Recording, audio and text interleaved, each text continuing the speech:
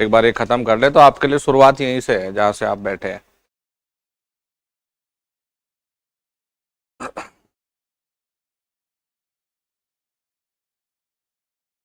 चले फिर शुरू करें। हम्म। देखो हमने एक चैप्टर शुरू किया था, मेजरिंग इंस्ट्रूमेंट। मेरे हिसाब से शनिवार को तो हमने थोड़ा सा ही पढ़ा था। हाँ? दुख दुख की बातें ज्यादा बांटी थी हमने ना। और यार उसी में आवाज नहीं आई। चलो खैर आप तक तो आवाज पहुंची गई। तो हम लोग मेजरिंग इंस्ट्रूमेंट में यहां तक पढ़ा था ना हमने। बस हमने यही तो पढ़ा था उस दिन।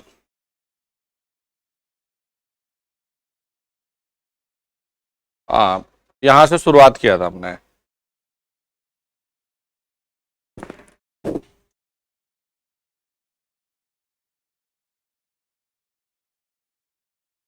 यही चल रहा है। बेटा आवाज आ रही है?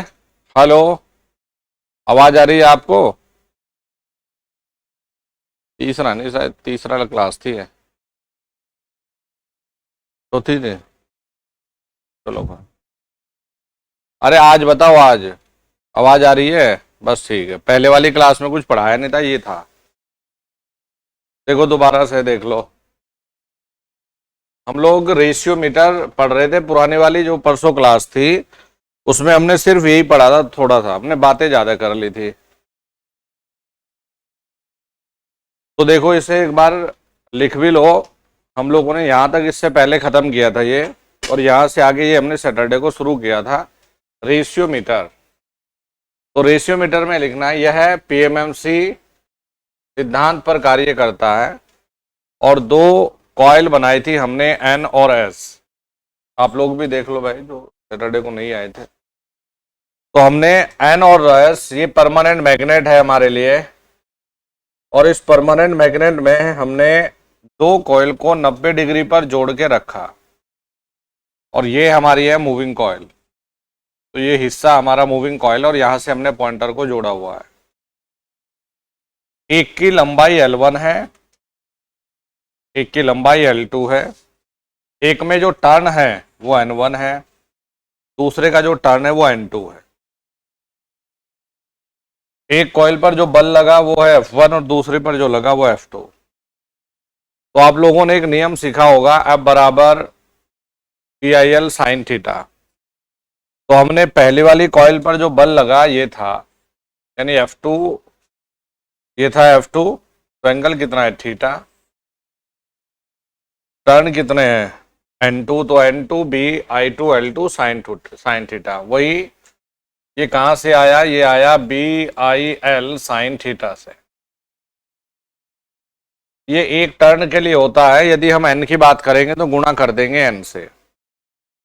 फिर F1 के लिए देखा, देखो ये अगर 90 है और ये थीटा, तो टोटल हमें चाहिए था, ये हमने लिख दिया, टोटल हमें मिल गया जी 90 प्लस थीटा।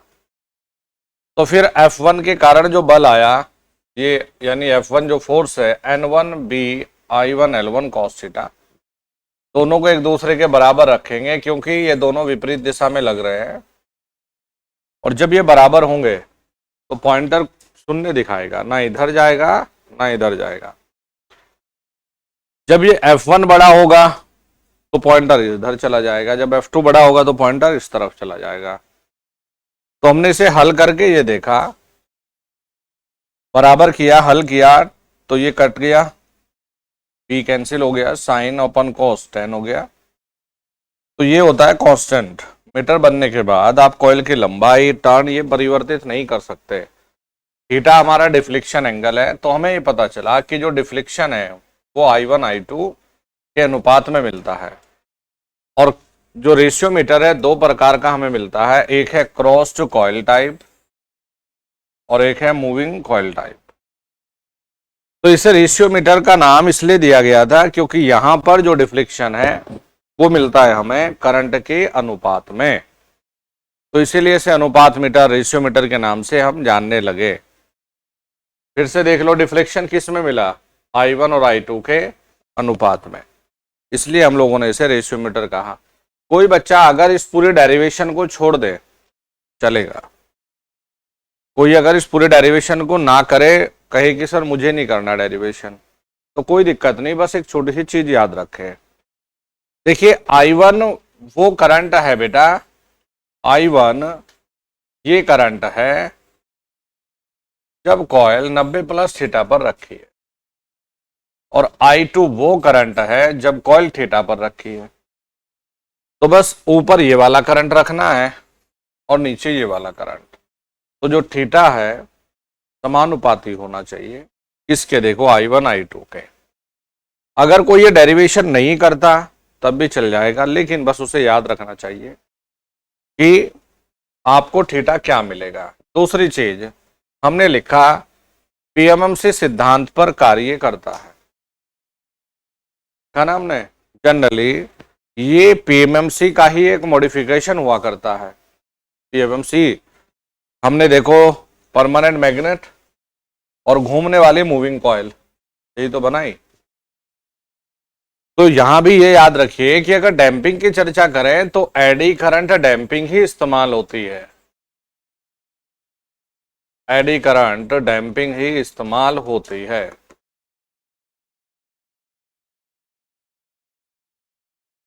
ठीक है, फिर हमने लिखा हुआ था ना ये तो, फिर हमने इससे आगे जो पढ़ा, हमने कहा जी थर्मल इंस्ट्रूमेंट है। थर्मल इंस्ट्रूमेंट को हम इलेक्ट्रोथर्मिक यंत्र के नाम से भी जानते हैं।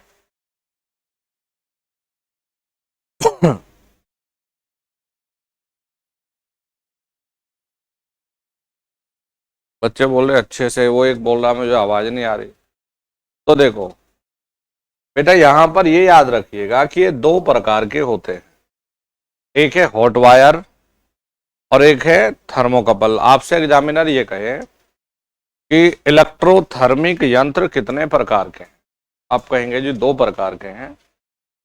और थर्मल यंत्र का मतलब सीधे सीधे ये है, थर्मल का मतलब होता है कुछ ऊष्मा तापमान, कि भाई इनका जो कार्य करने का सिद्धांत है ये ऊष्मा तापमान ये है।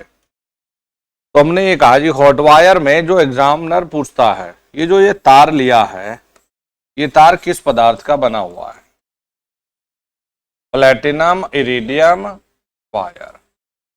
अब प्लेटिनम इरिडियम वायर इसलिए लिया है क्योंकि ये तापमान से बहुत संवेदनशील पदार्थ होता है, ये तापमान से बहुत ही संवेदनशील पदार्थ है। मतलब तापमान हल्का सा बढ़ेगा तो ये फैलेगा और सिकुड़ेगा, तो जैसे ही ये फैलेगा या सिकुड़ेगा तो ये पॉइंटर पर हिलेगा भैया। तो हम लोग ये कहते हैं कि ये किस सिद्धांत पर है, ऊष्मा के आधार पर है। कैसे, ऊष्मा जो हमें मिलती है वो मिलती है I² RT। तो हमने कहा जो तापमान है वो बेटा समानुपाती होगा I² के। तो प्लेटिनम, हाँ तो धारा गई ना दोस्त, बिना धारा के तो ऊष्मा होगी नहीं ना इसमें। ये धारा डीसी और एसी कोई भी हो, ये दोनों पे काम कर सकता है। प्लेटिनम इरिडियम का तार तापमान से बहुत संवेदनशील होता है तथा तापमान के कारण फैलता और सिकुड़ता है। जब सप्लाई देते हैं तो तार का फैलना व सिकुड़ना पॉइंटर की मदद से स्केल पर पढ़ा जाता है। यह एसी डीसी दोनों पर कार्य करता है। इसमें एडी करंट डैम्पिंग इस्तेमाल करते हैं। मैंने पहले वही कवर किए हैं जिनमें एडी करंट डैम्पिंग होती है। इसमें आवृत्ति त्रुटि नहीं रहती, मतलब फ्रीक्वेंसी के कारण कोई भी एरर इसमें नहीं आती। इसे हम हाई फ्रीक्वेंसी पर इस्तेमाल कर सकते हैं। यह स्लो होता है भाई, स्लो इसलिए भी है, पहले आप तापमान पहले सप्लाई देंगे फिर इसमें हीट आएगी, तो स्लो यंत्र के कैटेगरी में है। ज्यादा धारा देने पर बेचारा जल जाएगा तार, और आवृत्ति पर उच्च आवृत्ति पर काम करता है। अब देखिए यहां क्या मिला, तो इसकी नॉन यूनिफॉर्म स्केल मिलती है। ठीक है भाई, ये छोटे छोटे पॉइंट है। यहां से पेपर में ये तो है नहीं ये सारे बिंदु आएंगे, लेकिन कोई ना कोई फंसता जरूर है। और इस सब्जेक्ट की खास बात यह है मेजरमेंट की, इससे न्यूमेरिकल पोर्शन ना के बराबर आता है, इसमें याद रखने वाली ज्यादा चीजें हैं। चले आगे बढ़े।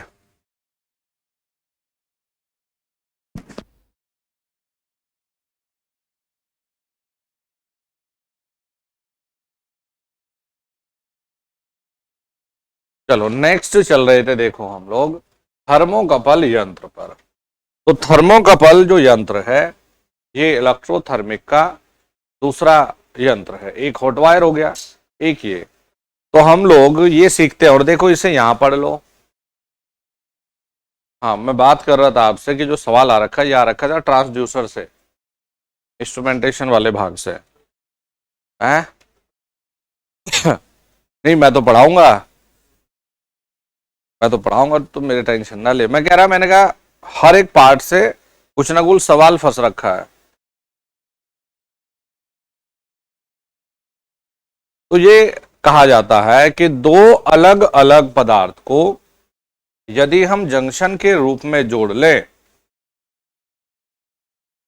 तो भैया यहां पर एक डीसी वोल्टेज उत्पन्न हो जाती है। अच्छा जी, अब हमने क्या कहा कि इस डीसी को हम किससे नाप सकते हैं? पीएमएमसी से नाप सकते हैं। क्यों नाप सकते हैं? क्योंकि पीएमएमसी डीसी पर कार्य करता है। तो हमने यहां पीएमएमसी लगा दिया जी ये, और पीएमएमसी में ये मूविंग कॉइल थी, ये हमने लगा दिया जी यहां पॉइंटर। ठीक है। तो इसका जो सिद्धांत है ये है हमारा थर्मो इलेक्ट्रिक इफेक्ट कहे या सीबेक इफेक्ट कहे, लेकिन इनका तात्पर्य किससे है? उष्मा से है। ठीक है जी। तो अब इसमें आप लोगों को थर्मो कपल यंत्र पर इसके बारे में जो बिंदु जोड़ना है ये है कि यह एसी व डीसी दोनों पर कार्य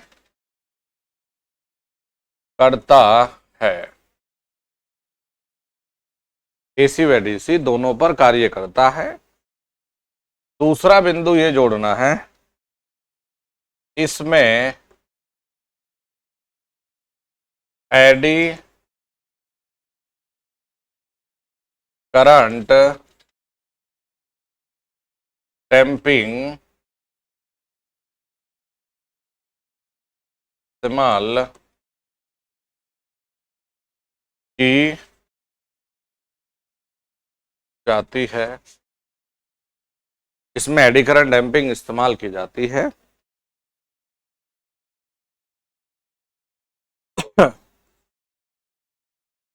इसकी स्केल क्या करे जी? अरे नहीं यार, इसकी स्केल नॉन यूनिफॉर्म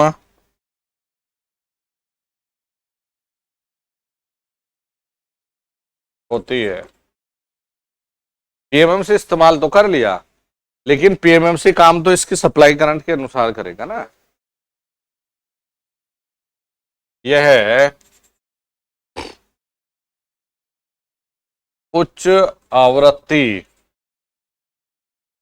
कितना, 50 मेगाहर्ट्ज पर कार्य कर सकता है।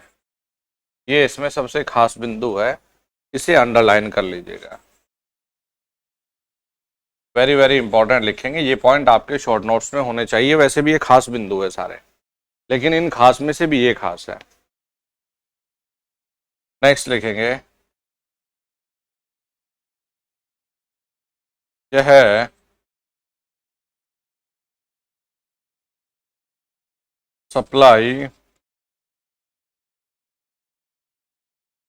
सप्लाई के वेवफॉर्म से स्वतंत्र रूप में कार्य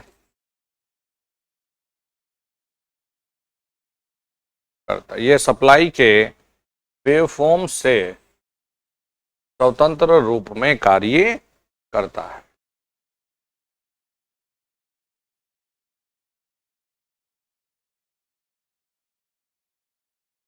ठीक है जी। मतलब ये यंत्र ऐसा है, आप यहां से चाहे ट्रायंगुलर दे चाहे साइनसोइडल दे, उसे उससे मतलब है ही नहीं। इसे तो भैया इसके हिसाब से इसका जो भी उच्चतम मान है या आरएमएस मान है, उसे तो भैया हीट उत्पन्न करवानी है। तो ये वेवफॉर्म से प्रभावित नहीं होता, ये 50 मेगाहर्ट्ज पर अपना काम कर सकता है। ठीक है जी। तो ये कुछ खास बिंदु है इसमें जो आप लोगों को लिखने चाहिए। अब वैसे जोड़ने की बात करें तो पावर लॉस अब यार सोचने की है, दोनों ही यंत्र में आई स्क्वायर आर लॉस तो है, तो भाई जब ये उष्मा पर काम ही कर रहे हैं तो पावर लॉस तो इनमें ज्यादा होना तय है। तो लिखना चाहो तो लिख सकते हो, शक्ति व ज्यादा होती है। हाँ भाई बोलो। इसमें क्यों लगाएंगे रिवर्सेबल स्विच, वो अलग चीज थी। वो तो ब्रिज वगैरह में तुम्हारे मीटर वगैरह में जब त्रुटि आ रही थी ये वाली, तो उसको कम करने के लिए लगाया था।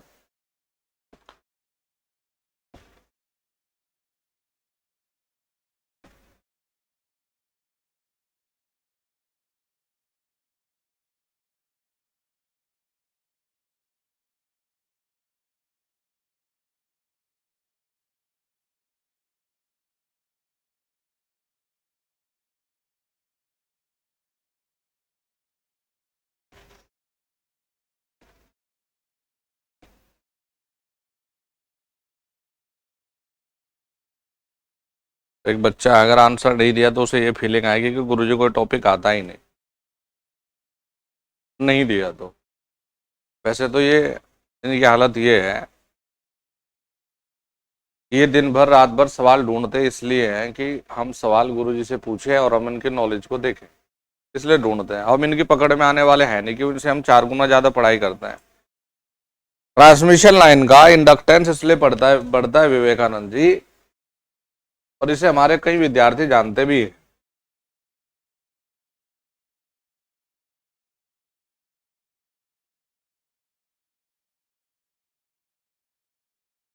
डिस्टर्बिंग एलिमेंट का सवाल।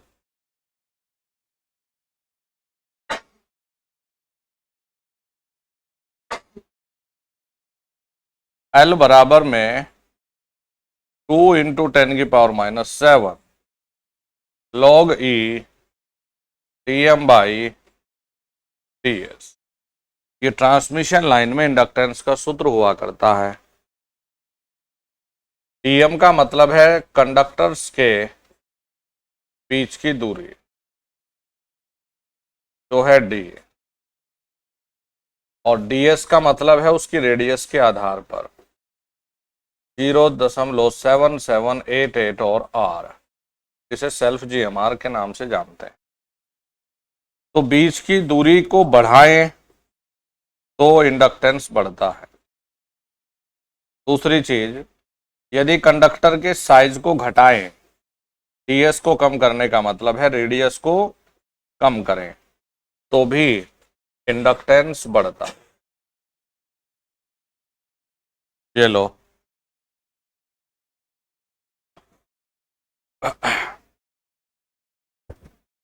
चलिए आगे बढ़ते हैं। ये लिख लिया ना यहाँ, लो लिखो फटाफट से करो इसे।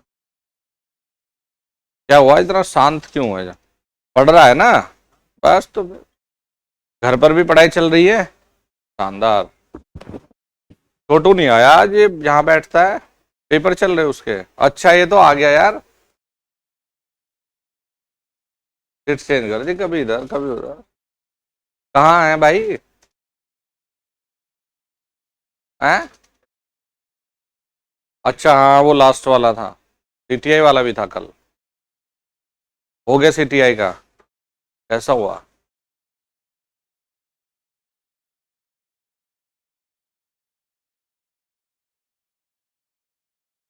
हैं?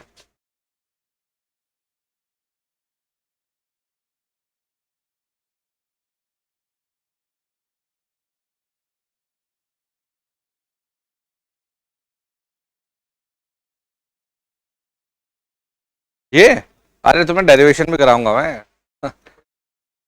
डीएम को म्यूचुअल जीएमडी के नाम से जानते हैं और डीएम निर्भर करता है तारों के बीच की दूरी पर।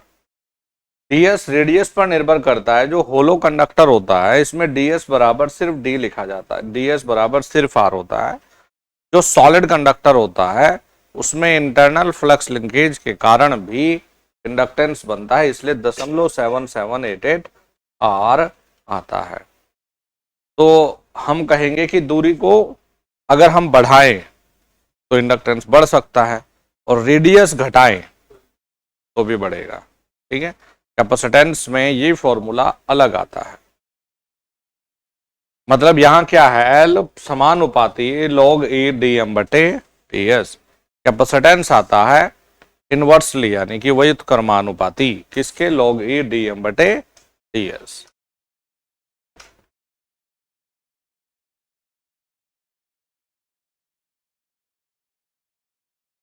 चलो फिर आगे चले। पीएमएमसी के टॉर्क इक्वेशन याद है?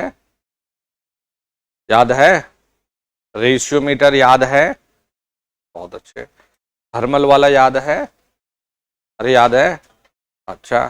चलो फिर नेक्स्ट लिखेंगे मैक्सिमम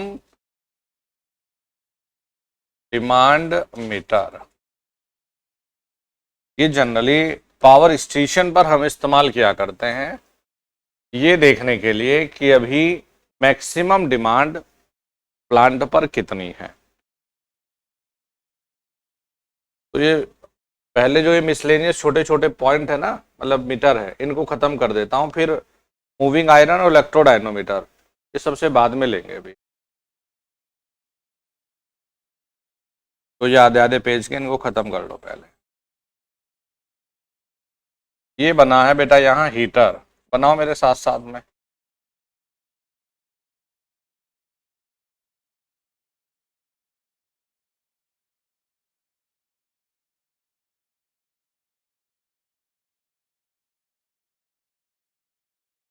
इसमें दो कॉइल है।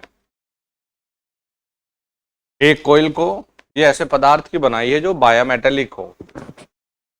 बायोमेटेलिक का मतलब ये होता है कि तापमान जैसे इसका बढ़ेगा तो ये अपनी स्थिति को बदल सकती है, मतलब सिकुड़ सकती है, फैल सकती है। ये बायोमेटेलिक होता है। तो एक होती है, दो कॉइल है और दोनों आपस में हमने लपेट के ऐसे बना दीजिए। देखो अगर ये सिकुड़ेगा तो डिफ्लेक्शन ये भी इसको हिलाएगा भाई यहां से। तो ये होते हैं यहां कंपनसेटिंग। फिर तुम्हारी किताबों में भी ऐसे मिलेंगे लिखे हुए, बस तुम्हारी किताबों में एक्वेटिंग को हिंदी में लिख दिया एक्वेटिंग, मतलब इसका हिंदी मीनिंग नहीं दिया। और यहां से जो कंपनसेटिंग हमने बनाई है, आपसे ये पूछ लें कि भैया पॉइंटर कौन सी कॉइल से जुड़े होते हैं, किससे, कंपनसेटिंग से। कितने पॉइंटर है, तो इसमें दो पॉइंटर है। तो दो पॉइंटर को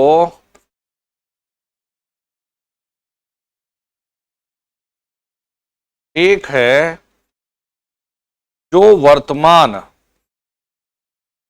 केवीए एमवीए को दर्शाती है। भाई जो डिमांड है वो केवीए एमवीए में हम लिखते हैं।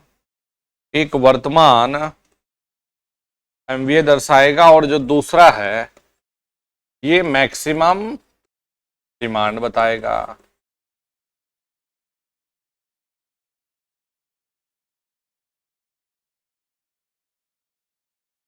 भाई वर्तमान मैक्सिमम डिमांड हमेशा ज्यादा ही रहेगा वर्तमान से।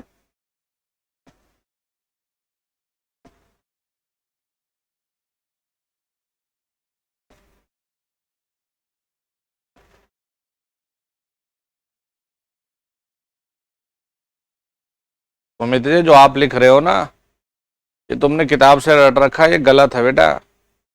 म्यूचुअल जीएमडी कभी स्टैंडर्ड नहीं हुआ करता दोस्त। म्यूचुअल जीएमडी डिपेंड करता है बीच की दूरी पर। जो आपने लिखा हुआ ना, रट रखा है, ये बहुत गलत काम कर रहे हो तुम।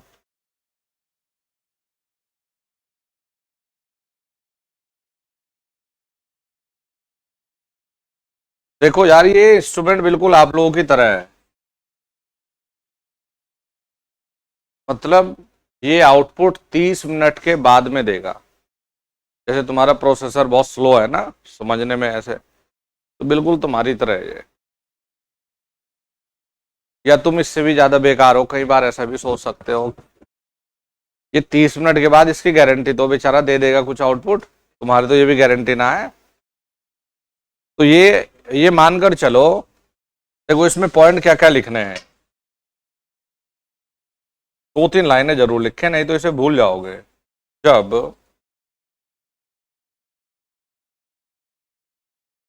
हीटर तापमान बढ़ता है, सवाल एग्जामिनर की पूछने की बात करें तो आपसे ये पूछा जा सकता है कि हीटर के पास में कौन सी कॉइल रखी होती है, कौन सी है, एक्वेटिक। ठीक है, पॉइंटर किससे बंधे हैं, कंपनसेटिंग से। ये छोटे छोटे पॉइंट है यार। जब हीटर तापमान बढ़ता है तो एक्वेटिंग कॉइल, ऐसे लिख ले से, बाया मेटालिक एक्वेटिंग कॉइल तापमान के कारण अपनी अवस्था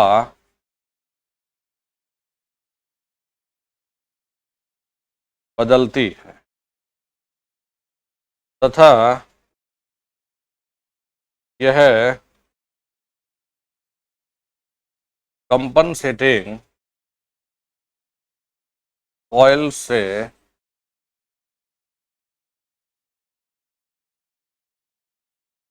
जुड़ी होती है, जुड़ी होती है तथा साथ ही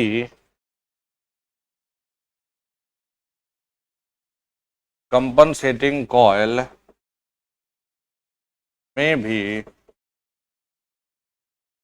कंपनसेटिंग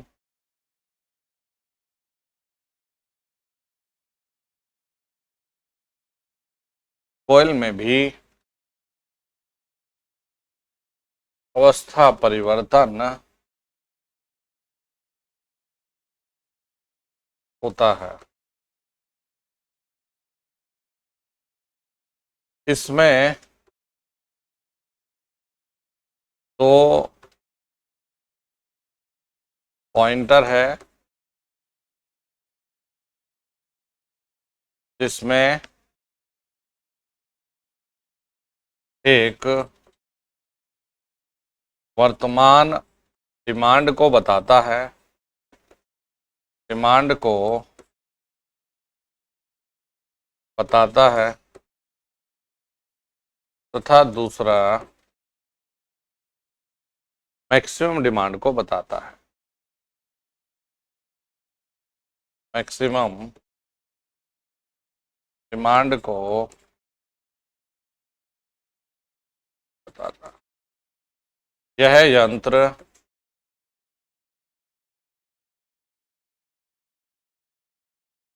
सप्लाई देने के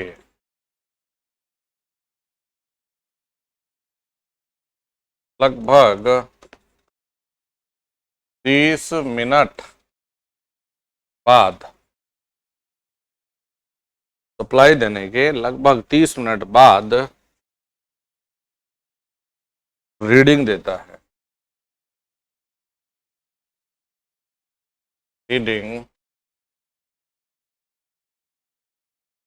देता है। लिखिए जी।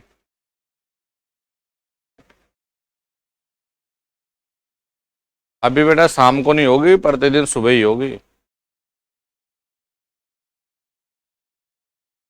लिख लिया।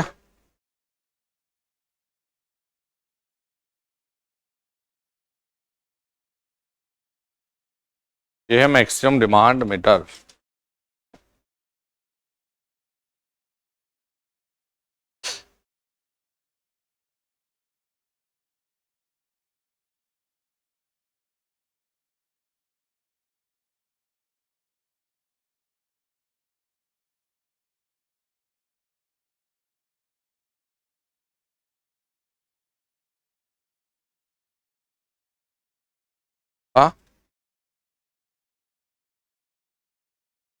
नहीं नहीं नहीं, पावर डिमांड और पावर जो इस्तेमाल हो रही है, तो ये तो पावर को बताएगा ना, मैक्सिमम डिमांड जो है।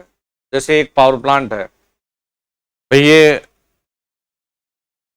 वर्तमान में हमने कहा कि हम तो 5 MVA या पावर फैक्टर दे रहा होगा तो हम मेगावाट इस्तेमाल कर रहे हैं, और प्लांट पर अधिकतम जो हो सकती है वो 15 है। तो ये दोनों को बताता है कि वर्तमान ये इस्तेमाल हो रही है और अधिकतम ये कर सकते हो। ये इसका करंट वगैरह से मतलब नहीं है। लिखा सबने? चलो फिर नेक्स्ट लिखेंगे,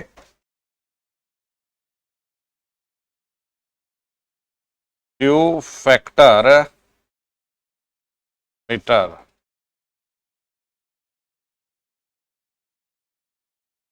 क्यू फैक्टर मीटर का मतलब है बेटा क्वालिटी फैक्टर मीटर से।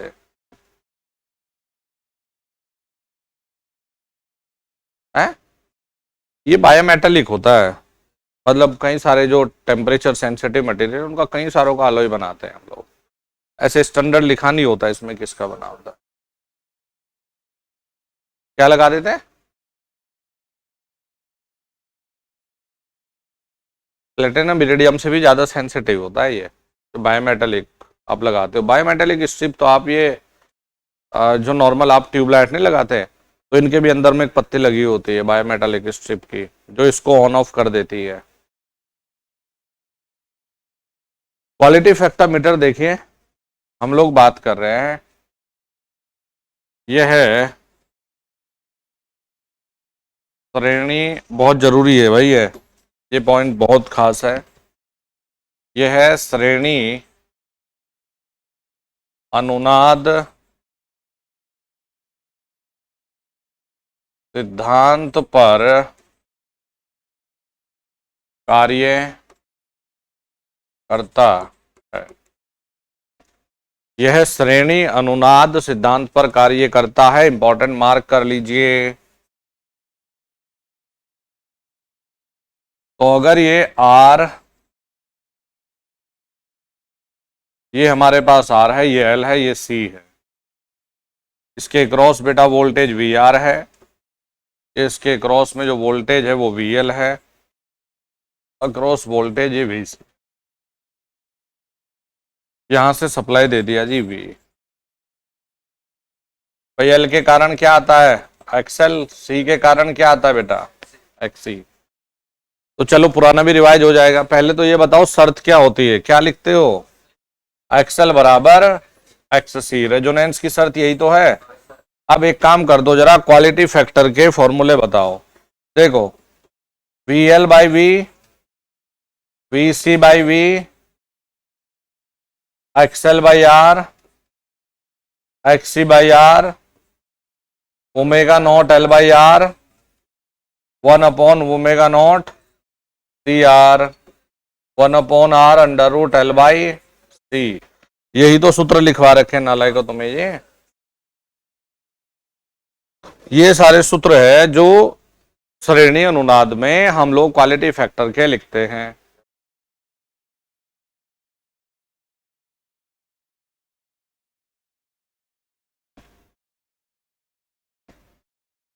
इंस्ट्रूमेंट की तीसरी क्लास आज ही तो है।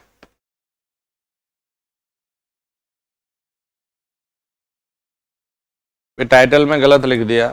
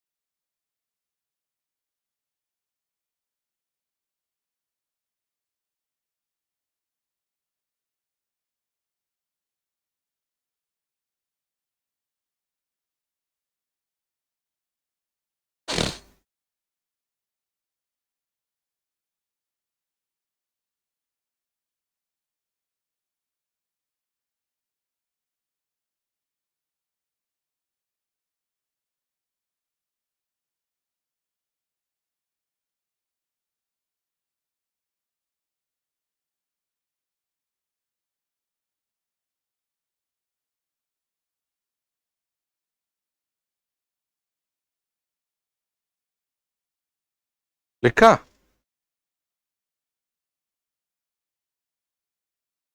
यहां तक तो लिख लिया होगा। चलो देखो, देखो ये क्वालिटी फैक्टर मीटर है, तो क्यू फैक्टर को तो नापेगा, इसके अलग भी कई सारी चीजों को नापता है। तो हम लोग लिखते हैं यह है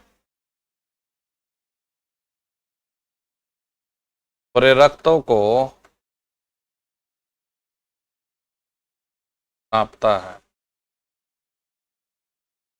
यह है अनुनाद आवृत्ति को भी नापता है।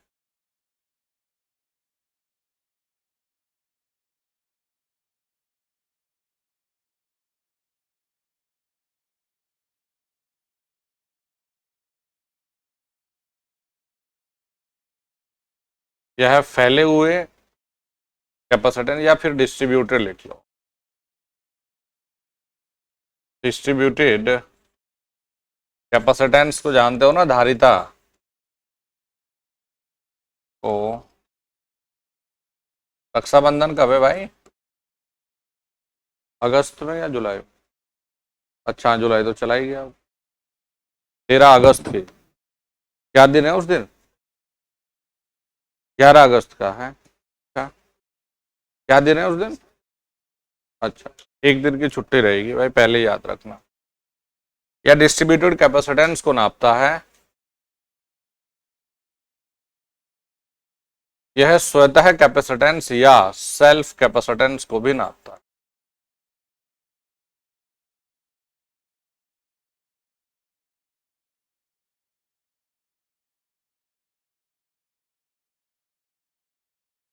मतलब इन सब चीजों के साथ साथ में इन्हें भी नापता है ये। जैसे कि प्रेरकत्व की बात करें, एक्सएल बराबर एक्सी है, मैंने इसलिए पहले ही बता दिया तुम्हें, कुछ बच्चे ये मान के चल रहे हैं कि छुट्टी ज्यादा रहेगी।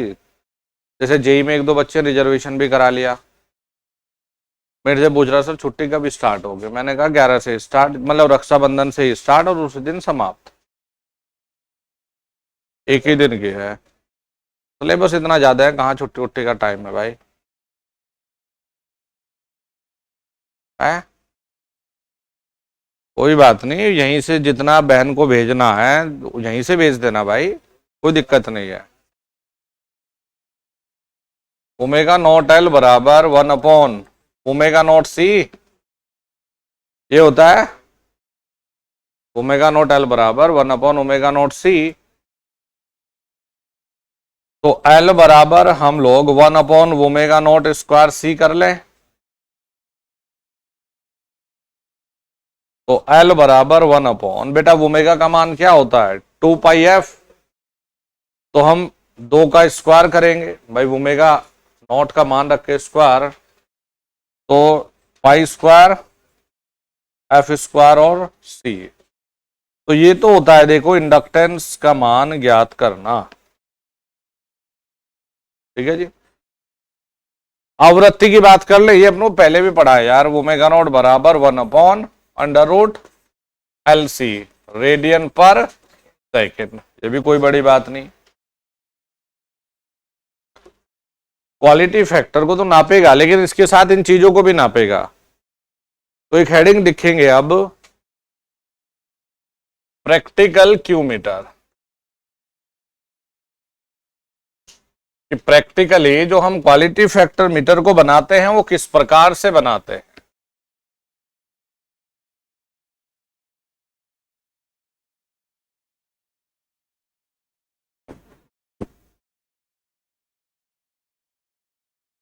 ठीक है ना?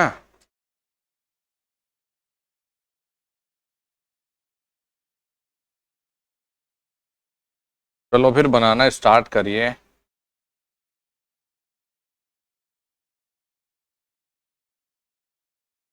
शंट रेजिस्टेंस बनाते हैं।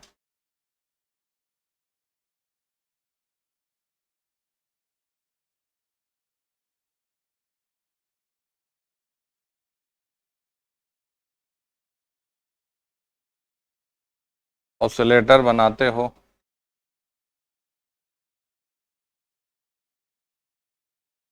ये बनाते हो, थर्मो इलेक्ट्रिक वोल्ट मीटर।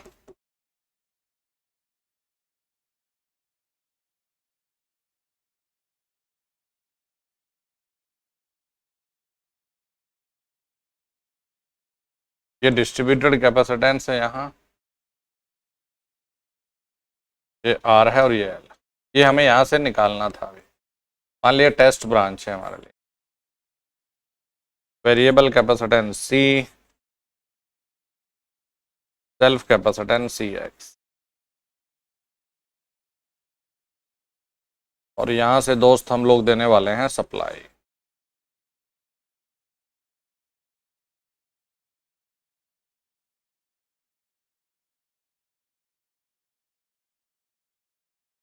देखो यहाँ सबसे ज्यादा जो जरूरी है ये है कि जो शंट रेजिस्टेंस है उसका मान किस रेंज में होता है। तो याद रखिएगा, स्मॉल एम का मतलब होता है मिली,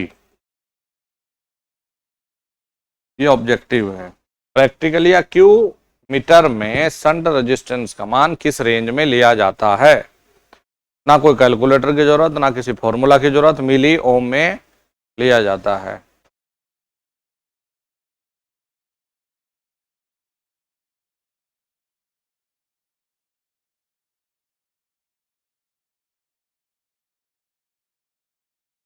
बेटा नेटवर्क प्रॉब्लम हमारे एंड से नहीं है। हमारे एंड पे तो 8,000 वाला प्लान है रिलायंस का, यानी कि जो 1 GB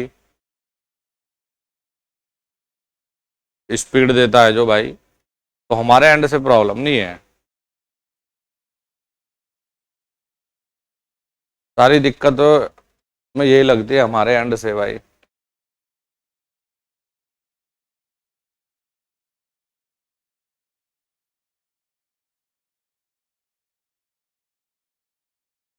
ये नहीं आ रहे जो यहाँ बैठते थे। अच्छा गाँव गए, लंबी छुट्टी मार दी, 1-2 दिन में ना।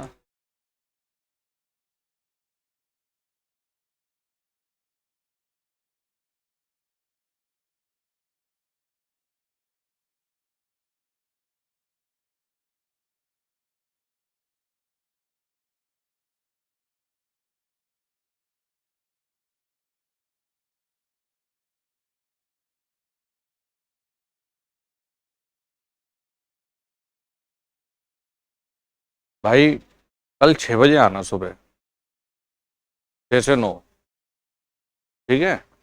बीच बीच में शॉट तो मारने ही पड़ेंगे ना थोड़े बड़े बड़े से। कल देखा मैच में क्या मजा आया है।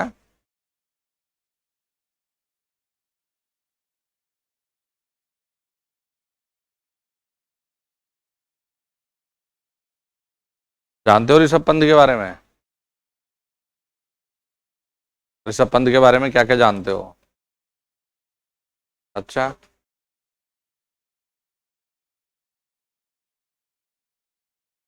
प्लेयर बढ़िया है।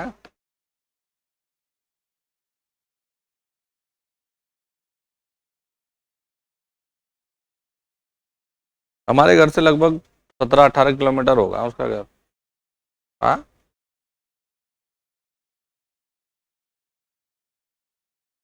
ये रुड़की के पास में जो ढंढेरा पड़ता है ना, वहां का रहने वाला है। तभी बढ़िया क्या मतलब क्या। ये तो हार्दिक पांड्या, इसका कोई मतलब नहीं, वो भी बढ़िया खेल रहा। मुंबई से? तो हमारे तो इंडिया के सारे प्लेयर खतरनाक है ना। हम्म।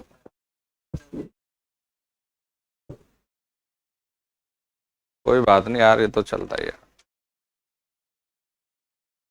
लेकिन ऋषभ पंत की ये खास बात रही है, जब कोई नहीं चलता तब वो चलता है, तब वो नहीं चलता। इसके उसकी मदर ने बहुत स्ट्रगल किया है।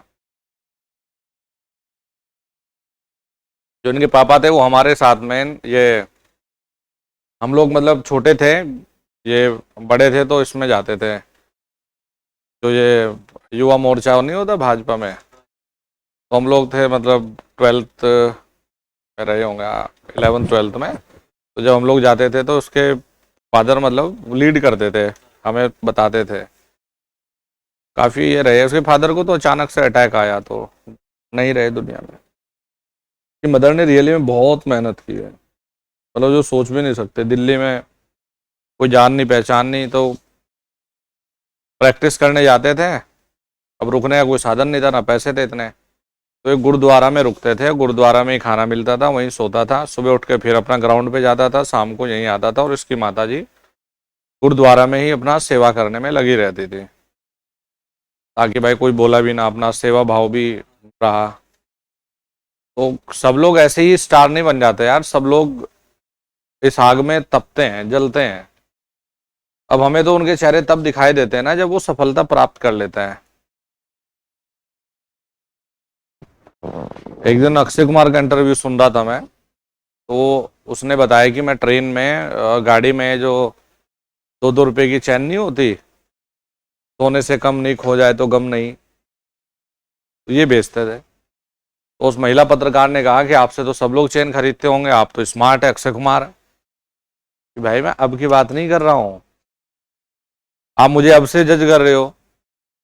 अब ये जो फेस देखते हो और ये ग्लो देखते हो, ये अक्षय कुमार प्लस सफलता का है। वो फेलियर अक्षय कुमार का था, तब मैं अक्षय कुमार थोड़ा ही था, तब थोड़ा ही अक्षय कुमार था। अक्षय कुमार अब हूं। अब मैं जाके बोलूंगा तो भीड़ इतनी टूट के पड़ेगी, भाई अक्षय कुमार देने आया मैं। अरे भैया उस समय मैं आम आदमी था, नॉर्मल था, कोई अपना जैसे एक फेलियर इंसान में कॉन्फिडेंस थोड़ा ही होता है। अपना बेचारा स्ट्रगलिंग लाइफ है, वो तो अपनी पॉकेट मनी के लिए काम कर रहा है। तो वही लोग 10 बात भी सुनाते थे,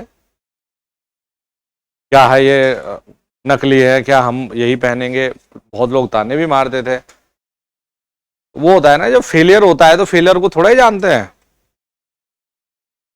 फेलियर इंसान की कोई पहचान थोड़ा ही है। हम लोग जो शक्ल देखते हैं, चेहरा देखते हैं, तो सफल इंसान का देख रहे हैं। इसके पीछे कितनी आग है, इसके पीछे क्या इतना तप है, वो तो थोड़ा ही देखा है हमने। तो इसलिए सभी विद्यार्थियों को ये सोचना भी चाहिए, सकारात्मक लेना चाहिए कि कोई भी आदमी बाय बर्थ स्टार पैदा नहीं होता। उसे पहले तपना पड़ता है, जलना पड़ता है इस कंपटीशन में। और हर जगह है यार कंपटीशन, हर फील्ड में कंपटीशन है। आप ये कहोगे नहीं जी हम तो बिजनेस करेंगे, अरे भैया कितने मोमोज की ठेली लग रही भाई, कितने समोसों की दुकान है। अगर तुम यहां भी कुछ डिफरेंट नहीं करोगे तो वहां भी इतना भयंकर कंपटीशन है हर जगह। क्या व्यापार करोगे, तो हर जगह कंपटीशन है। तो कुछ ना कुछ क्रिएटिव और मेहनती तो भाई, दूसरे वाला जो दुकान 10 बजे तक खोल रहा है तुम्हें 11 बजे तक रखनी पड़ेगी। नहीं यार कंपटीशन है, मुझे उसे बीट करना है। तो हम लोग फेलियर इंसान के चेहरे को थोड़ा ही देखते हैं। हम जो अब देख रहे हैं जैसे विराट कोहली, ऋषभ पंत, हार्दिक पांड्या, ये सब तो हम लोग एक सक्सेस और सफल इंसान का चेहरा देख रहे हैं। जैसे ये फिजिक्स वाला अलग पांडे है, आप उनकी पुरानी वीडियो उठा के देखना, तुम्हें हंसी आएगी। जब वो व्हाइट बोर्ड पे नॉर्मल से पढ़ा रहे हैं तो आपको हंसी आएगी। फादर ने कर्जा लिया और जब कर्जा नहीं चुकाया तो अपनी पढ़ाई को बीच में छोड़ के ट्यूशन पढ़ाना शुरू किया उस कर्जे को चुकाने के लिए। तो सब लोग एकदम से स्टार नहीं बनते। अब इंडिया के शायद, ये मेरे हिसाब से अभी प्राइज मिला था उन्हें, तो इंडिया के शायद 1000 पता नहीं 100 में सबसे अमीर लोगों में नाम शामिल है उनका। अब बताओ, तो सब आदमी, मतलब कोई अपने आप को तुम कम मत आंको। तुम्हारे अंदर अगर क्षमता है और मेहनत है तो TG2 बनना तो एक शुरुआत मात्र हो सकती है सफलता की। एक ये है ना कि एक सीढ़ी मिल जाए, लेकिन बेटा ये आपके डेस्टिनी नहीं है। कभी आपको लग रहा हो ये आपकी मंजिल की शुरुआत मात्र है, अंत मत समझ लेना उसे कि TG2 बन गए, अपना सुबह दफ्तर गए, शाम को आ गए, फिर पत्नी को और बच्चे को लेकर चलो तुम्हें चाउमीन खिला लाऊं, आके फिर सो गए। तो ऐसी लाइफ रखना भी नहीं है, ये शुरुआत है। क्रिएटिव चीजें आपके डिपार्टमेंट में गए, कोई डिफरेंट सोचो, डिफरेंट करो, 1-2 साल नौकरी वोकरी करो और फिर कुछ सोचो, आगे बढ़ो। तो ये तो एक जीवन यापन करने की सबसे बेसिक इकाई जो होती है ना, कि दाल रोटी मिल जाए। TG2 जेई बन गए, तुम लोग बिना लोन लिए गाड़ी नहीं ले सकते।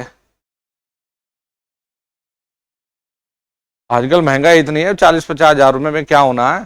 तो ये तो एक बेसिक मात्र था यार अपना, जिससे लाइफ सेट हो गई कि कोरोना काल कुछ भी आ जाए, तनख्वाह आएगी, लाइफ सेट हो गई, दाल रोटी का हमेशा चलेगा, किसी से उधार नहीं लेना पड़ेगा। तो ये एंड नहीं है, ये तो एक शुरुआत थी, सिक्योर हो गया कैरियर। इसके बाद का कुछ अपना करना है भाई, ये तो एक शुरुआत है, यहीं तक नहीं रुक जाना। चाहे शाम को आके यही एक बड़ा सा मॉल खोल दो, भाई शाम को हिसाब लूंगा, मतलब यही नहीं रुकना है, अपने लाइफ को यहां से आगे बढ़ाना है। कभी एक ही छोड़ो अपना। किसी ने अगर डिप्लोमा कर लिया तो जेई की तरफ सोचो, किसी ने डिप्लोमा के बाद बीटेक कर लिया तो एई के लिए सोचो, कोई एई पे चला जाए तो ईएससी पास करने की सोचो। चलो देखो यहां आ जाओ अब। जैसे हम लोग ये लिखते हैं फैला हुआ यानी कि बटा हुआ, डिस्ट्रीब्यूटेड कैपेसिटेंस।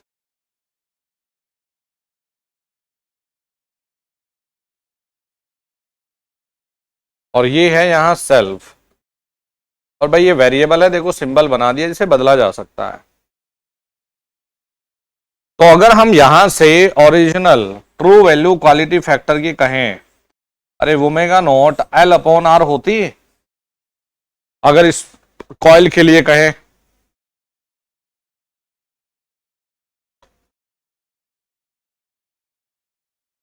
अरे कॉइल के लिए अगर लिखते हैं तो ओमेगा एल अपॉन आर ही तो लिखते हैं।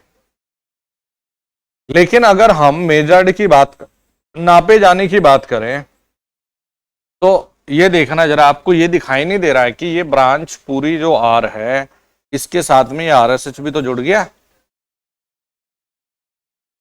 भाई सप्लाई से जोड़ लो, देखो सप्लाई ये तो रास्ते में क्या आया, आर और आरएसएच। तो जो नापा क्वालिटी फैक्टर बेटा, omega not L upon R plus RSH. आपने कहा जी अब हमें एक फायदा हो गया ये लिखने से,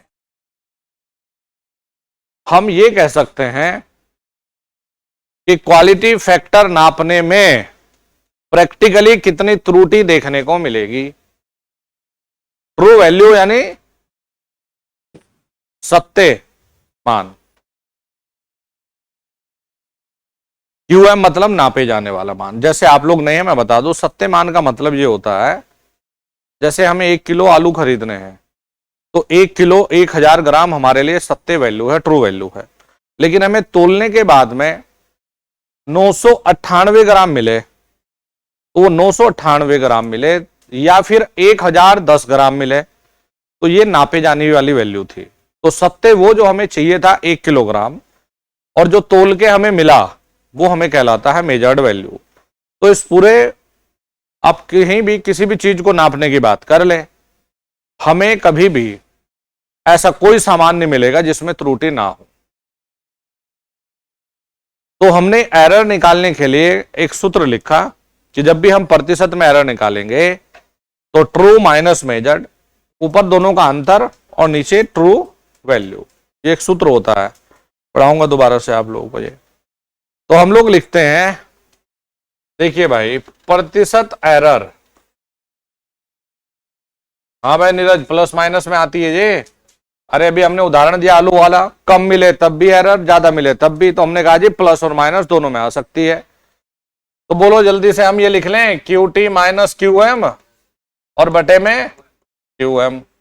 चलो भाई अब ये बताओ कि ट्रू वैल्यू का मान कितना है, omega not L upon R, और ओमेगा नॉट क्यू एम का मान है omega not L upon R plus R S H, और यहां हो गया ओमेगा नॉट एल अपॉन, यहां ट्रू आता है बाबू, ये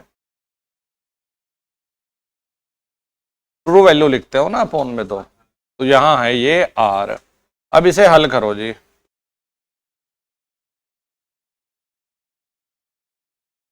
ईएससी होता है इंजीनियरिंग सर्विस एग्जामिनेशन, यहां से बनते हैं, इसे नॉर्मली हम लोग आईईएस भी कहते हैं, इंडियन इंजीनियरिंग सर्विसेज।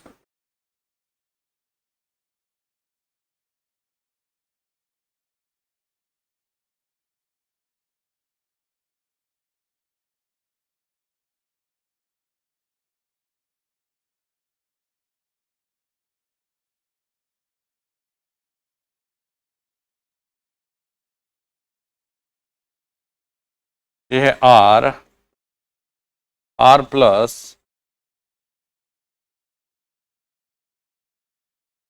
भाई नीचे एलसीएम आ गया, omega not L R plus omega not L R S H minus omega not L R. बोलो जरा। अरे नीचे एलसीएम ये R into R S H, इसकी मल्टीप्लाई यहां, इसकी मल्टीप्लाई यहां, हल हो गया। तो ये यहां से यहां कट गया, अपॉन में है omega not L by R, इससे ये काट दे। ठीक है भाई। अब देखो जब हम ये काटते तो नेक्स्ट लाइन में omega naught L R S H मिलता, तो ओमेगा नॉट से इसे उड़ा देते, ओमेगा नॉट एल से हो जाता। तो हमें मिल गया देखो plus minus are S H upon में आर एस एच प्लस में आर। मैं इसे कभी भूलता नहीं, मेरे ये याद है हमेशा।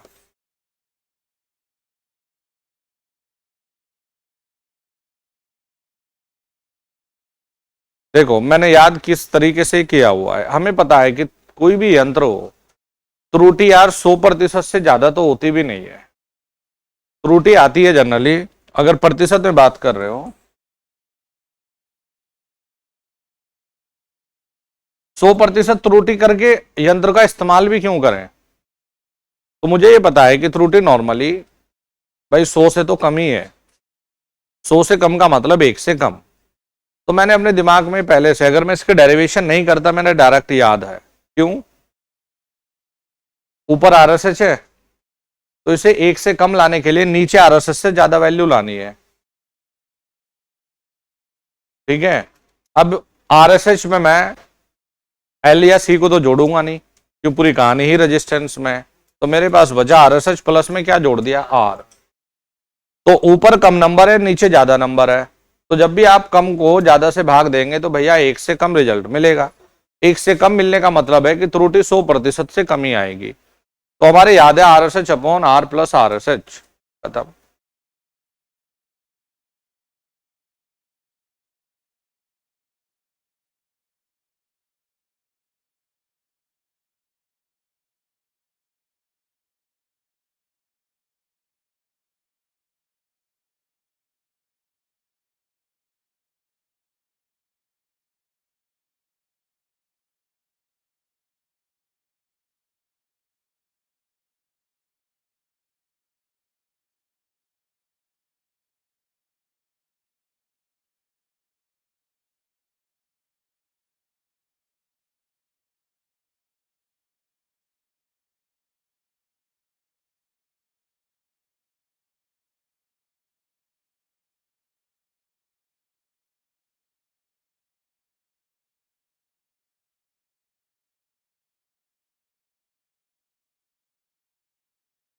हो गया R S H upon R S H plus में आर। ये मिल गई हमें त्रुटि। किसे नापने बेटा, क्वालिटी फैक्टर को नापने में। नेक्स्ट लिखेंगे, देखिए CD को हम किस प्रकार से कैलकुलेट करते हैं। CD का मतलब क्या है, डिस्ट्रीब्यूटेड कैपेसिटेंस, फैला हुआ बटा हुआ। देखो जी, इसका सूत्र ही लिख लो, क्या तुम आधे एक पेज के डेरिवेशन के चक्कर में पड़ोगे। हमने C को, ये जो ये वाला C है, इसको हमने वेरी करवा के बेटा C1 कर दिया है जी। और यहां पर जो आवृत्ति है वो F1 है। ठीक है इतना। फिर हमने C को वेरी करवा के C2 कर दिया। और C2 कब आया बेटा, जब हमने आवृत्ति को n गुना बढ़ा दिया। C2 कब है, जब हमने आवृत्ति को n गुना बढ़ा दिया। n गुणे का मतलब 2 गुना, 3 गुना, 4 गुना, 5 गुना, ये कर दिया। n का मान तो देगा वो, 2 गुना किया, 4 गुना किया, 10 गुना किया। फिर से देख लो, C1 हमारा है कब, जब आवृत्ति क्या है, F1 है। और C2 कब है, जब हमने आवृत्ति को n गुना बढ़ा दिया।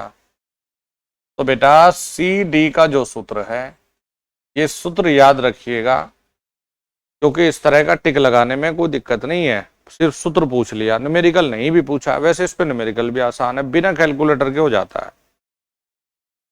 तो C1 minus N square C2 बटे N square minus 1।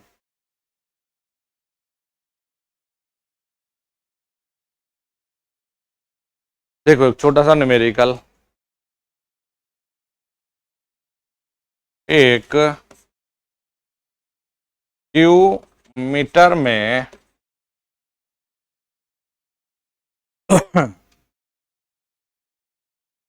Q meter में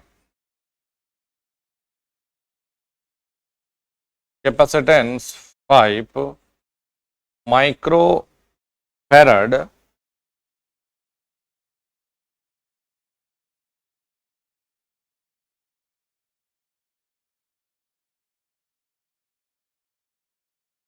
आवृत्ति F पर दिया गया है। यदि आवृत्ति को डबल करने पर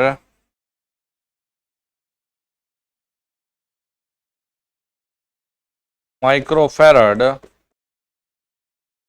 हो जाए तो CD का मान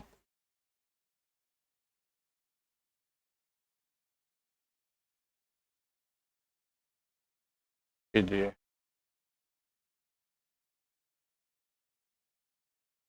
1 माइक्रोफैरड हो जाए तो CD का मान ज्ञात कीजिए। बोलो जी, C1 का मान कितना दे दिया, 5 माइक्रोफैरड। C2 का मान कितना है, 1 माइक्रोफैरड। N का मान कितना, डबल लिख रहा है ना यार, ये देखो। तो CD बराबर में C1 minus N square C2 upon N square minus 5 minus N का मान कितना लगाए, है ना, 2 दूनी 4 गुणा 1 अपॉन में 3, तो 1/3 माइक्रो फैरड, यानी कि 0.33 माइक्रो फैरड। कैलकुलेटर की जरूरत पड़नी ही नहीं बेटा इसमें।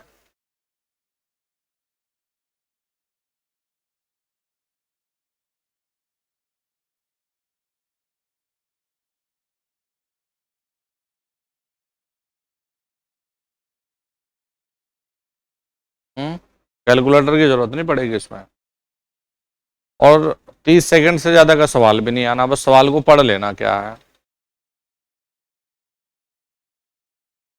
हाँ, अरे तो भाई माइक्रो फैरड में दोनों, तो ये उत्तर भी माइक्रो में लिख दिया उसने, क्या टेंशन है।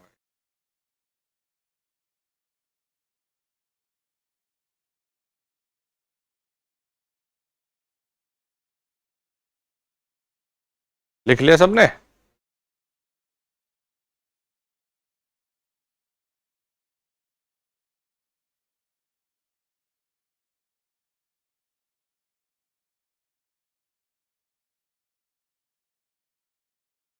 सारे मोटर एंटी क्लॉकवाइज ही घूमते हैं क्या, ये कह रहा है कि घड़ी में भी मोटर होती है तो एंटी क्लॉकवाइज घड़ी क्यों नहीं घूमती, घुमा लो भाई।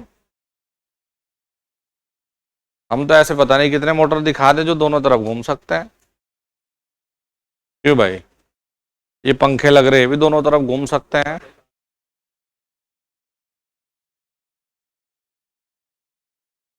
किसी तरफ घुमा लो, डीसी मोटर को घुमा लो, शंट को घुमा लो, यूनिवर्सल को घुमा लो, किसी को भी घुमा लो विपरीत दिशा में, उसमें क्या है। ये पता नहीं है पढ़ते कहाँ से ये चीजें, कौन पढ़ा रहा है इन्हें, कौन समझा रहा है इन्हें।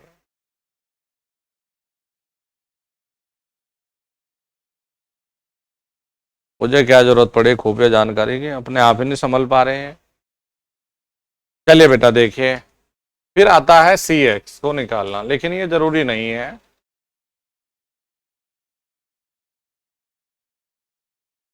इसमें याद रखिएगा सी हमारा C1 है, आवृत्ति F पर, फिर C2 है, ये भी आवृत्ति F। इसमें फ्रीक्वेंसी हमने बदला ही नहीं, Cx मैंने लिख भी रखा है यार वहां, सेल्फ कैपेसिटेंस।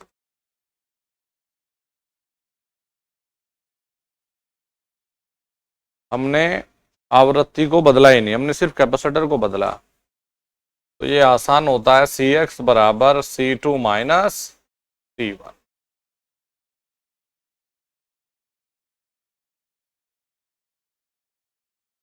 चलिए जी, क्वालिटी फैक्टर मीटर भी समाप्त। पढ़ो जरा इसको पूरे को।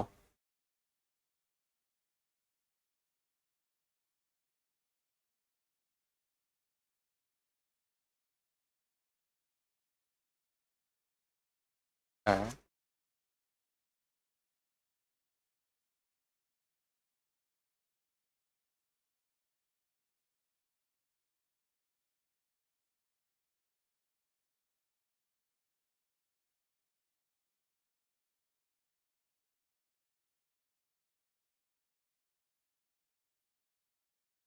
लिख लिया भाई? तो ये होगा तुम्हारा क्वालिटी फैक्टर मीटर। एक बार जरा फटाफट से देखो, फिर आगे चलते हैं।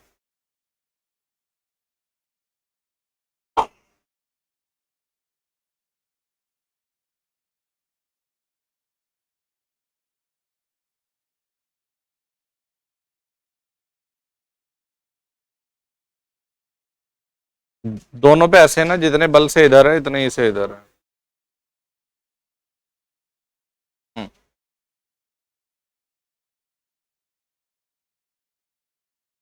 बीच में जीरो, बीच में जीरो, इधर नंबरिंग इधर नंबरिंग नहीं रहे, दोनों पे प्लस में ही है, माइनस और प्लस में नहीं है, बीच में जीरो, इधर नंबरिंग और इधर नंबरिंग। देखो माइनस में इसलिए नहीं लग रहे, माइनस करंट का मतलब सिर्फ डायरेक्शन उल्टा होती है, हमें मान से मतलब है।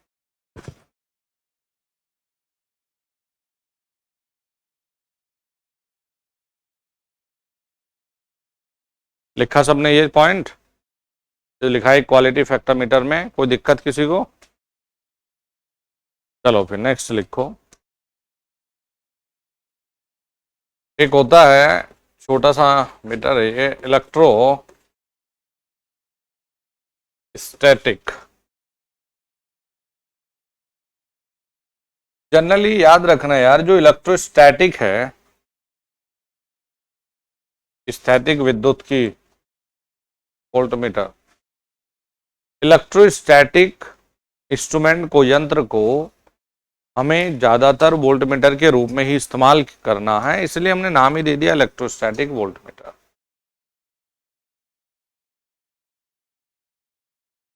यह है, आपको इलेक्ट्रोस्टैटिक पढ़ाया था? हाँ जी, यह है इलेक्ट्रोस्टैटिक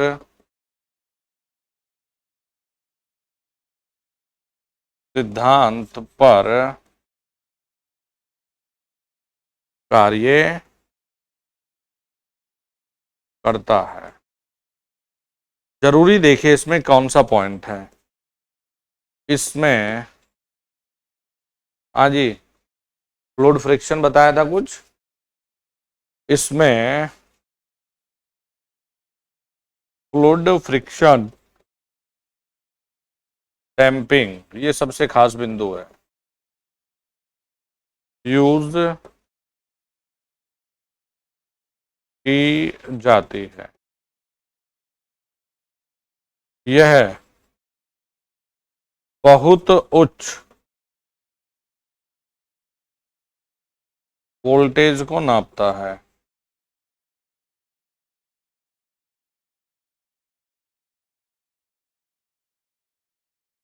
मतलब अल्ट्रा हाई वोल्टेज को ये नापता है।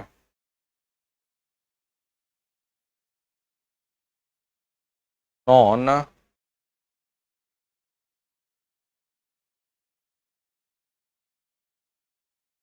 यूनिफॉर्म स्केल होता है। तो इसमें देखिए आप डिफ्लेक्टिंग टॉर्क का सूत्र लिखेंगे, टी डी बराबर में 1/2 V square D C by D theta. V का मतलब क्या है? Voltage, theta deflection angle, C मतलब कैपेसिटेंस। तो ये बताइए फिर समानुपाती किसके हुआ? टी डी वोल्टेज के स्क्वायर के समानुपाती होता है। जब आप कंट्रोलिंग टॉर्क की बात करते हो तो टीसी बराबर क्या लिखा करते हो? T D. टीसी बराबर के थीटा और 1/2 V square D C by D theta. तो थीटा बराबर 1/2 V square by K D C by D theta. तो यहां से क्या मिला हमें कि थीटा भी वोल्टेज के स्क्वायर के समानुपाती होता है। बस इतनी चीजें लिखिए इसमें है। हाँ हाँ,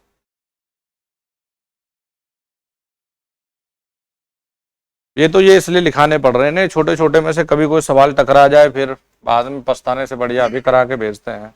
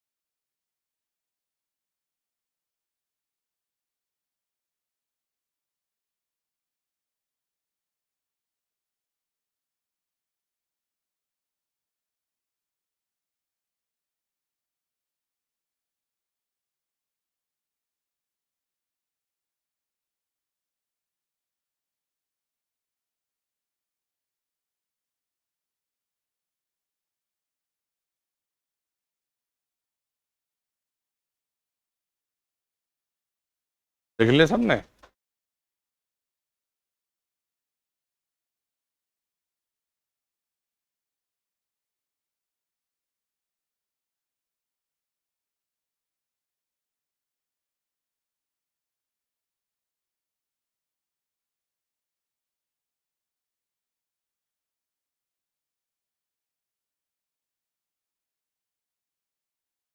ठीक है, रेक्टिफायर टाइप इंस्ट्रूमेंट या रेक्टिफायर इंस्ट्रूमेंट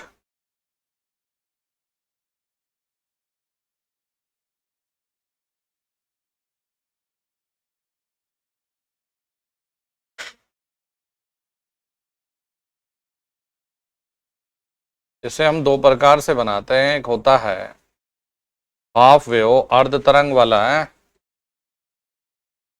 अर्ध तरंग दिष्टकारी हाफ वेव रेक्टिफायर यंत्र instrument.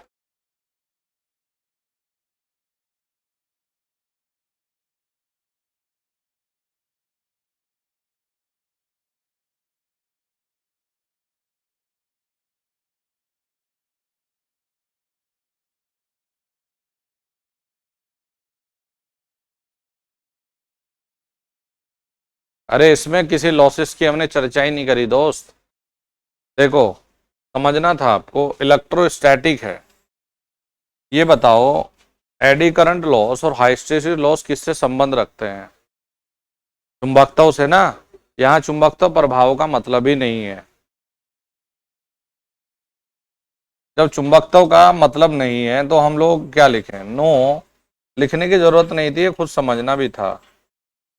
No hysteric loss, no eddy current loss.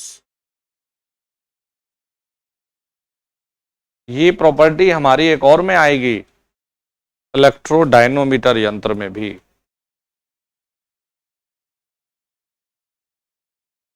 है। कम लिखा, जीरो लिख दो हाइस्टेरिक को, लेकिन एडी तो होता है।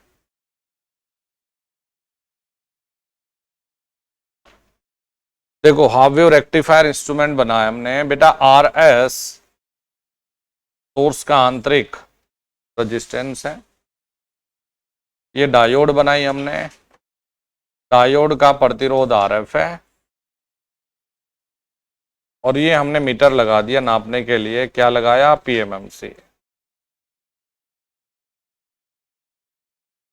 और यहां से लगा रखा हमने VRMS।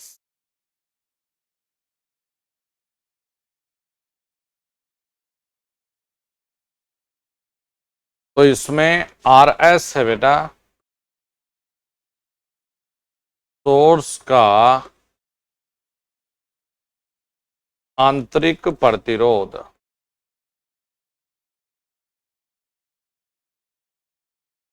और RF का मतलब है डायोड का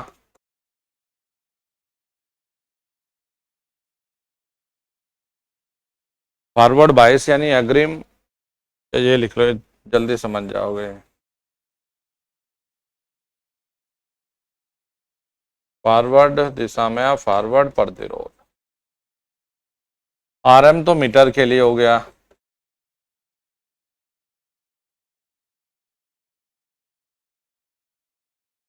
ठीक है भाई बच्चों,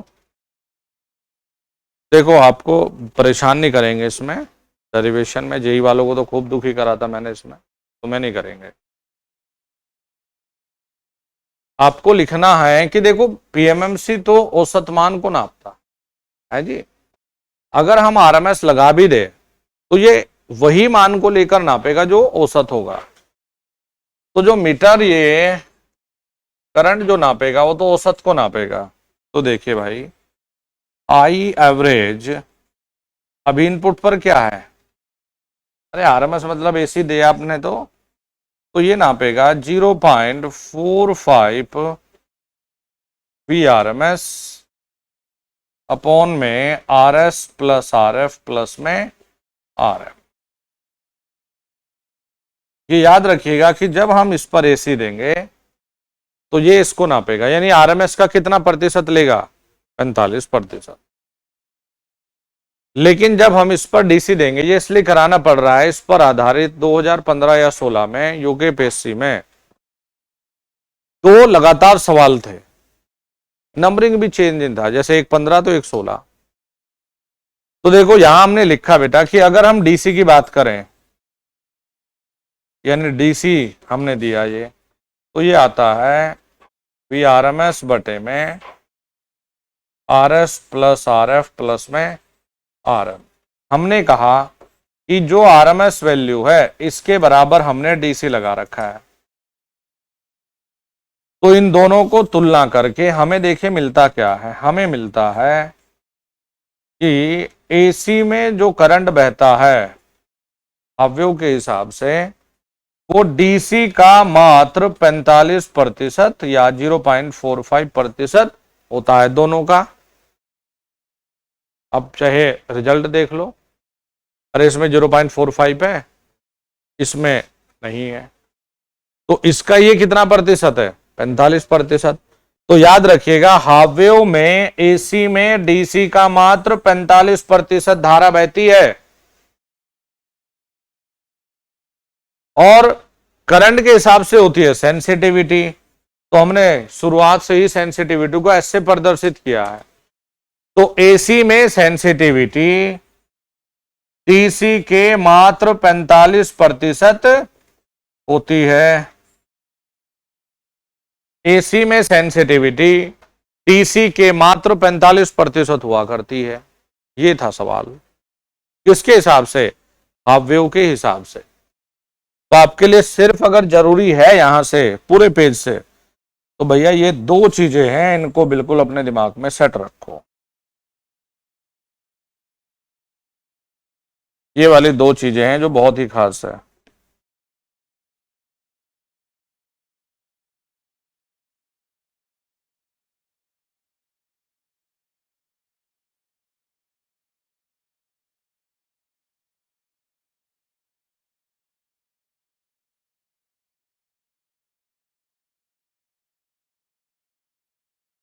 अरे हाइस्टेरिक लॉस का होना नहीं होना निर्भर करता है बनावट पर।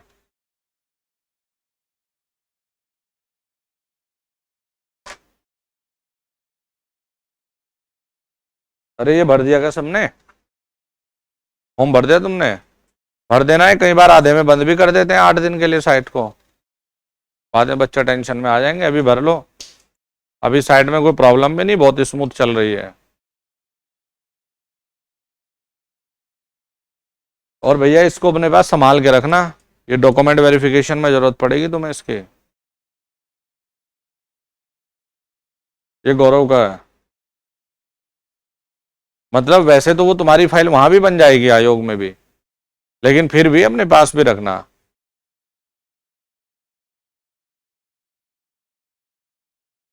हाँ हाँ, तो ऊपर जो लिखा है निल्ट विल्ट जो भी लिख, कोई दिक्कत नहीं, वही डालोगे। वो इसमें ये नहीं कि इनवैलिड है, वही लिखोगे जो आपके सर्टिफिकेट पर है। अब जरूरी थोड़ा है कि सारे लोग किसी कॉलेज से करें, डायरेक्ट यूनिवर्सिटी से भी तो होता है ना कोर्स।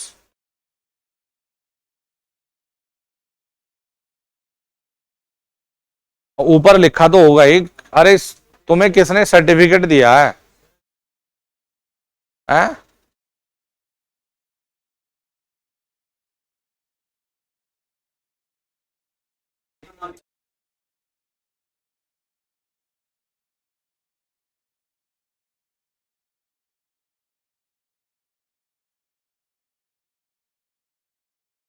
इसे क्या दिक्कत है, ऊपर मेन लिखा तो national institute of electronics and information technology, ये है बस मेन, और क्या हो गया। तो ये बंदा बोल होगा ये वैलिड नहीं है, हैं? और वाह जी वाह वाह, अच्छा, तो तुम बोल देते कि भाई ठीक है हम नहीं भरते, तुम ही भर लो। कमाल है। ऊपर वो लिख देना, अगर फिर भी वो ब्लैंक दिखाएगा ना मान लिया, तो वो लिख देना जो ऊपर लिखा हुआ है, ये इंस्टीट्यूट वही है। नहीं नहीं, डायरेक्ट लिखो, मैं तो ये कह रहा कि अगर वो मैंडेटरी में हुआ और कहने लगा कि भरो ही, तो ये लिख देना नेल्ट वाला।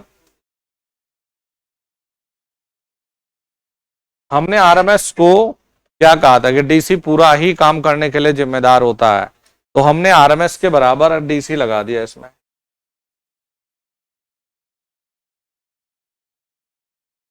चलो फुल के बारे में लिख लो 2 चीजें, फुल वेव रेक्टिफायर को। ये 2 पॉइंट मत छोड़िएगा, ये वाले पेपर में आना होगा, ये मेरी गारंटी है, नहीं 2 में से आएगा, और इनमें से भी 2 में से सेलेक्ट करे तो नीचे वाला सेंसिटिविटी, ये वाला।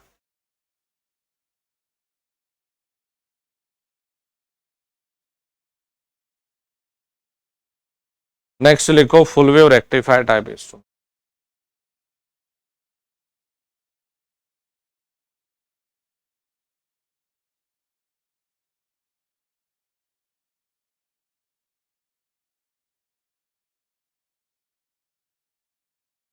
ये भी तो सरकार ने ही सुविधाएं दे रखी सब भाई, तब तो मानते जब इस पे लिखा होता कि सर्टिफिकेट बच्चे ने घर में टाइप करके बना लिया।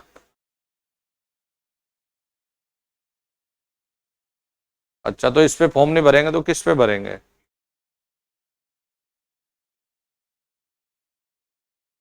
अच्छा, तो सरकार ने डायरेक्ट की सुविधा रखी क्यों है?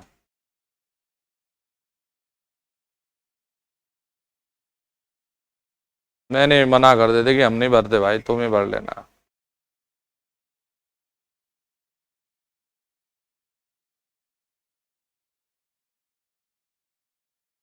कुछ बच्चे तो ग्रेस वाले भी है, ग्रेस मिल रखा मुझे, मैं बोला भर दे, क्या दिक्कत है। ग्रेस वाले हो जाते हैं, मैं भी बोल रहा हूं, लेकिन जिस समय मायावती जी सीएम थी, तो मायावती जी ने कहा जो एक विषय में फेल हो पास माना जाएगा, तो उसे ग्रेस थोड़ा ही कहेंगे। ग्रेस का मतलब था भाई किसी को 30 नंबर चाहिए और उसके 27 आगे हो, तो ग्रेस का भी एक लिमिट थी ना। लेकिन कि जिसके 11 नंबर आ रहे हो वो कैसे भरेगा बता, वो तो ग्रेस भी नहीं है ना भाई, फेल है ना वो, तो वो भर नहीं सकता है।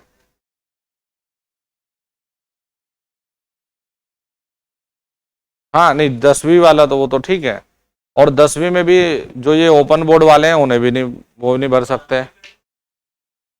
प्रारंभिक गणित वाला नहीं, प्रारंभिक गणित तो 8 साइड वाले लेते हैं ना। हाँ, साइंस तो होता है दोस्त, साइंस तो होता है, गणित का तो 10th में वो होता है। वो भी पुराने टाइम पे, नए वालों में तो ऐसा कुछ रखा भी नहीं उन्होंने।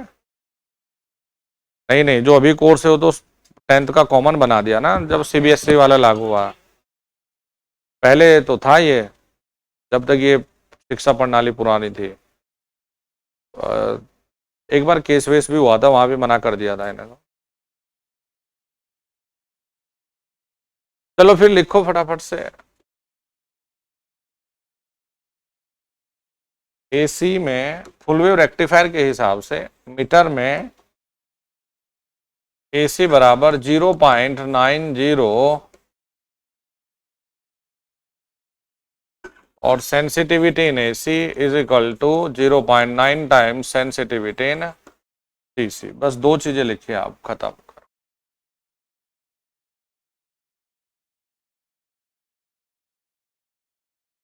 दोनों जरूरी चीजें।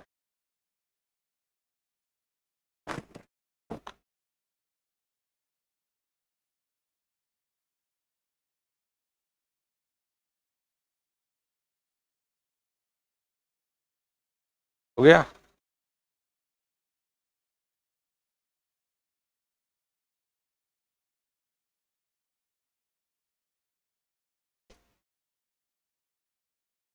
बना लिए ये सबने। देखो, तो अब शुरू करते हैं।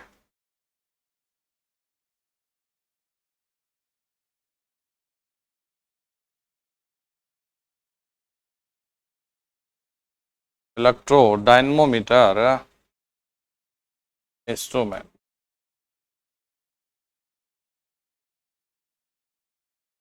ये मानो कि ये काफी बड़ा इंस्ट्रूमेंट है भाई।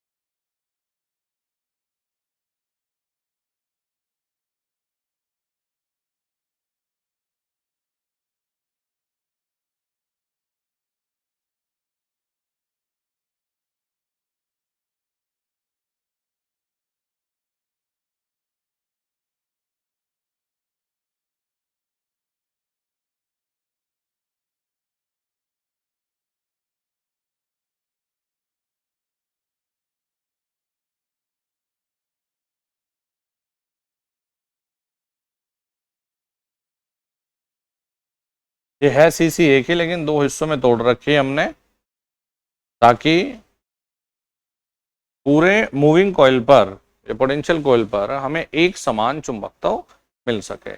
अगर हम एक रखते तो इसके एक हिस्से में चुंबकत्व आता, दूसरे में बहुत कम आता।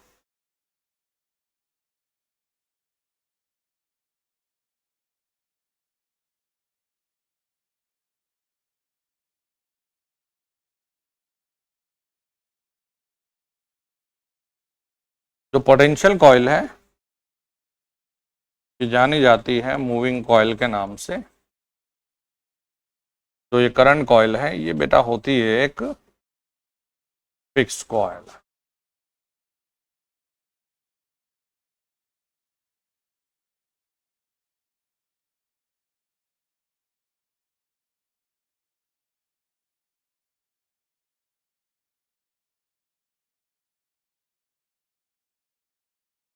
यहाँ से सप्लाई है,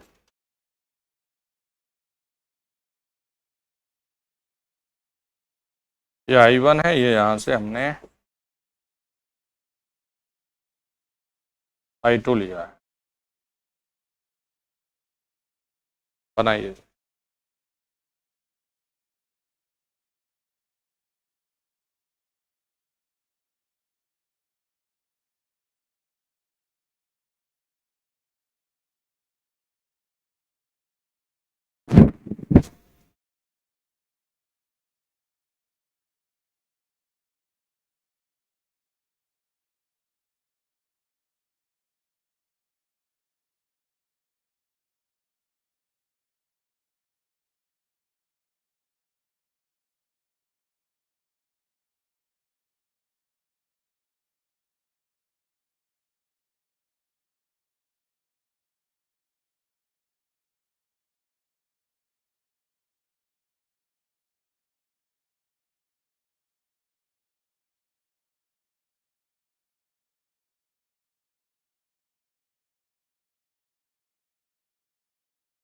कल कितने बजे आना है? 6 बजे आना।